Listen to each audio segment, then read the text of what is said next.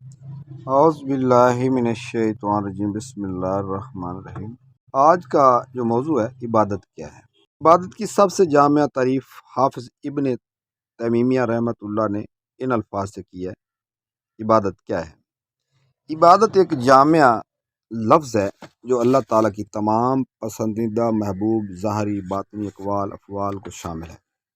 چنانچہ نماز، زکوٰۃ، روزہ، حج، سچائی، امانت کی ادائیگی، والدین سے حسن سلوک، رشتہ داروں سے نیکی، وعدوں کو پورا کرنا، نیکی کا حکم، برائی سے روکنا، کفار و منافقین سے جہاد، پڑوسیوں، یتیموں، مسکینوں، مسافروں، زیر دست انسانوں اور جانوروں کے ساتھ بھلائی، نیز دعا، ذکر، قرات وغیرہ سب عبادات ہیں۔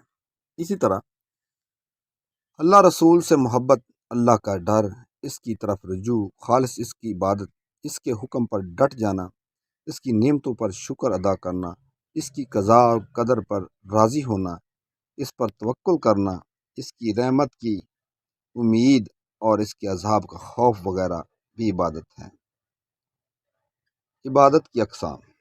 اس جامع تعریف سے معلوم ہوا کہ عبادات اقوال، ظاہری باطنی اعمال سب کو محیط ہے، لہذا عبادات قولی بھی ہیں، عملی بھی ہیں، اعتقادی بھی، یعنی عبادت دل سے بھی ہوتی ہے، زبان سے بھی اور دوسرے اعضاء سے بھی۔ اعتقادی عبادات، یہ عبادت اس عقیدے پر مشتمل ہوتی ہے کہ تمام مخلوقات اللہ ہی کی تخلیق ہیں، اس کے پاس تصرف ہے اور اس کے سوا کوئی معبود برحق نہیں، نیز صرف وہی ذات اس قابل ہے کہ اس کے لیے محبت، رجا، خوف، خشوع، رجوع، توکل اور اخلاق کا مظاہرہ کیا جائے، یہی دلی عبادت ہے۔